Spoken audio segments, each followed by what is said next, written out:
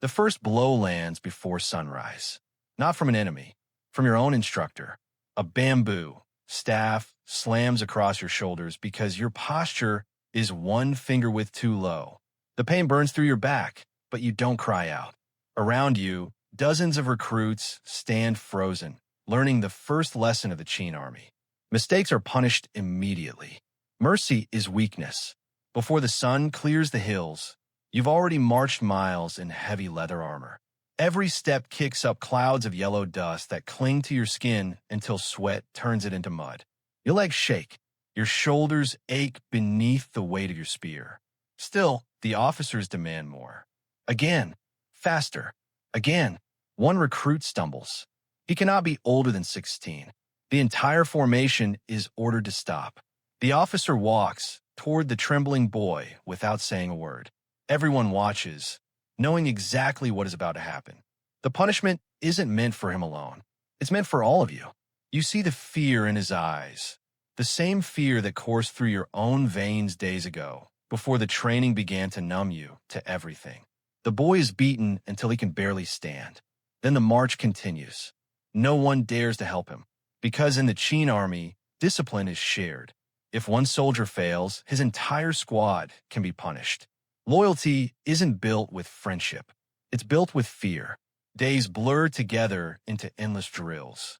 You learn to thrust your spear in perfect rhythm with hundreds of strangers, your bodies moving as one mechanical weapon.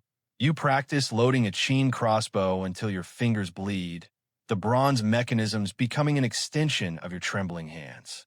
You build camps before sunset and dismantle them before dawn. The same tasks repeated so many times that your body performs them even as your mind fractures from exhaustion. Meals are little more than coarse millet, dried vegetables, and whatever scraps of meat the quartermasters can spare. Sometimes just enough to prevent you from collapsing, never enough to satisfy the hunger that gnaws at your belly. Every night, you collapse onto the hard ground, convinced your body cannot endure another day. Every morning, the horn proves you wrong. The officers notice everything. They watch for weakness, for hesitation, for the slightest sign that you still possess the spirit of a civilian. One man is forced to run until his feet bleed because he looked back at a recruit who fell. Another is assigned extra guard duty for 3 nights because his spear thrust was half a second too slow. Punishment is constant, calculated, and always public. The goal isn't cruelty for its own sake, though cruelty abounds. The goal is transformation. They are burning away everything you were before and rebuilding you into something else entirely. Slowly, something changes. The frightened farmer who left home begins to disappear.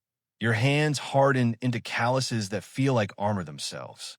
Your movements become automatic, no longer requiring thought, only the blare of a horn or the sharp voice of a commander. When the officers shout, your body reacts before your mind can think, muscle memory overriding fear. You notice you no longer flinch at the sight of blood. One evening, a veteran notices the way you hold your spear, the grip confident, the stance balanced, the point steady. You're learning, he says, his weathered face unsmiling. You almost smile in response, the first genuine emotion you've allowed yourself in weeks. Then he points toward the northern horizon, where dark mountains rise like sleeping giants beneath the setting sun, their snow-capped peaks glowing red in the dying light. Don't be proud. He lowers his voice, and for the first time, you hear something other than contempt in a superior's tone. Perhaps it's warning. Perhaps it's something close to mercy. Training is the easy part. You follow his gaze into the distance, your heart suddenly heavy with a terrible understanding. Beyond those mountains waits the real enemy. And before another moon has passed, you will be marching straight toward them.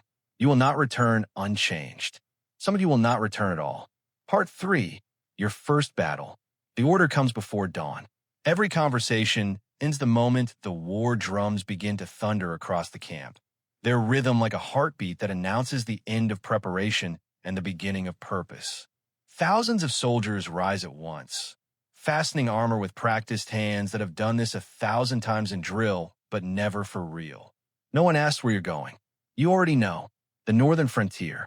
The Xiongnu raiders have crossed into Qin territory again, attacking villages before vanishing into the endless grasslands like ghosts. They take what they want and leave only destruction in their wake. The emperor has only one answer for such defiance: send more soldiers. You march for weeks through rugged hills and narrow mountain passes that seem designed to break men. Summer heat gives way to bitter winds that carry dust into your eyes and between your teeth, making every breath feel like swallowing sand. Every evening you sharpen your spear beside the campfire, running the whetstone along the blade with mechanical precision.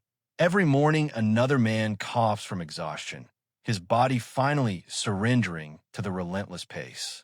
A few never wake at all, their bodies carried away in silence. The veterans barely notice their absence. Better to lose them now, one mutters, rolling a stone toward the fire, than in battle when they might break formation. Finally, you reach the frontier. A chain of rough wooden watchtowers stretches across the hills like a skeletal hand trying to hold back the wilderness. Workers and prisoners haul massive stones toward unfinished walls that one day will become part of the Great Wall, the emperor's ambitious dream of a barrier that no enemy can cross. Soldiers stand guard while others build, sweat dripping from their faces as they labor under the weight of stone and the weight of the empire. A horn blares from the nearest tower. Enemy riders. The camp explodes into motion like a kicked anthill. Officers bark commands and voices honed by years of authority. Crossbowmen rush to prepared positions, their weapons raised and ready. Spearmen lock themselves into tight formations, their bronze spearheads glinting beneath the pale morning sun like an ocean of bronze that reflects the sky. Your heart pounds so hard you can hear nothing else. Not the footsteps around you, not the officer's shouts, just the thunder in your chest. Then you see them. Horsemen racing across the open plain, their bows already raised and drawn with terrifying ease. They move faster than you imagined possible, spreading across the battlefield like a dark wave intent on drowning everything in its path.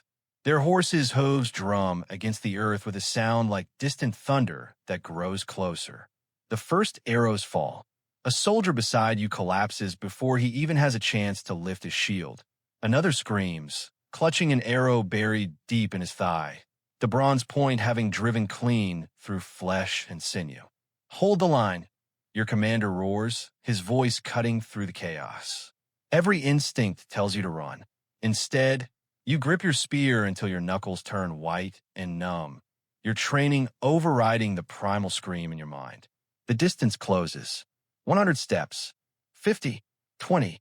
The ground trembles beneath your feet. Then the command you've feared since leaving home tears through the battlefield like a final judgment. Advance! You lower your spear and charge with thousands of Qin soldiers, your boots shaking the earth beneath you, becoming part of something larger than yourself. A weapon, a machine, a collective instrument of the emperor's will. For the first time in your life, another human being races toward you with every intention of killing you. And your spear slams into a charging horseman with a force that nearly tears the weapon from your hands, the collision jarring every bone in your body. The rider crashes to the ground, disappearing beneath a wall of shields and stamping boots that show no mercy to the fallen. Before you can even process what you've done, before you can feel pride or horror or guilt, another arrow whistles past your ear so closely that you feel the wind against your cheek, missing death by the width of a hair. You're no longer thinking. Weeks of brutal training have taken over completely, muscle and instinct replacing thought. Shield up, step forward, thrust, repeat. Around you, the Qin formation holds like iron, unbreakable and relentless. Crossbowmen unleash volley after volley, their bronze trigger mechanisms sending bolts screaming across the battlefield in waves that darken the sky. Cavalry circles the enemy's flank, while officers shout commands over the roar of men and horses, their voices hoarse from hours of screaming. The Xiongnu fight with incredible speed and skill, striking and retreating with tactics honed through generations of raids. But the disciplined wall of Qin spears refuses to break. By sunset, The surviving raiders disappear into the northern plains, their horses carrying them back toward the grasslands. The battle is over.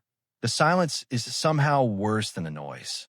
The field is covered with broken spears, shattered shields, fallen horses, and men who will never see home again. Some call for their mothers with voices that crack with desperation.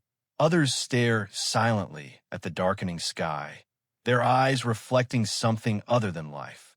A few of your friends from training are among them.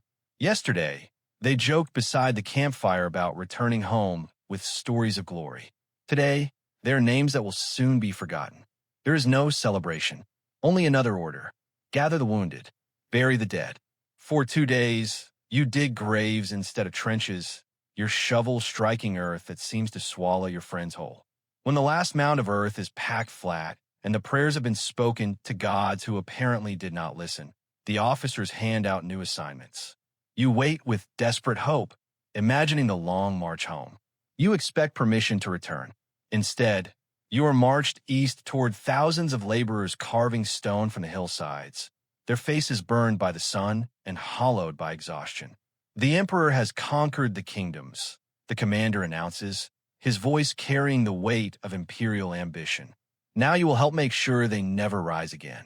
Ahead of you stretches an endless line of unfinished walls, watchtowers, and fortifications climbing over mountains as far as the eye can see, a monument to one man's vision of eternal power. Some sections are built by soldiers, others by prisoners and convicted criminals whose lives matter even less than yours. Many will never leave alive, their bodies becoming part of the very stones they helped to lay. Only now do you truly understand what it means to serve Qin Shi Huang. You were never recruited for a single battle. You were recruited to build an empire. One stone, one march, one sacrifice at a time. And as you lift another block onto your aching shoulders, feeling the weight of not just stone, but of history itself pressing down upon you, you realize the greatest victory the emperor ever won was not won with swords or strategy. It was won by convincing millions of ordinary people that their lives belonged to history before they belonged to themselves.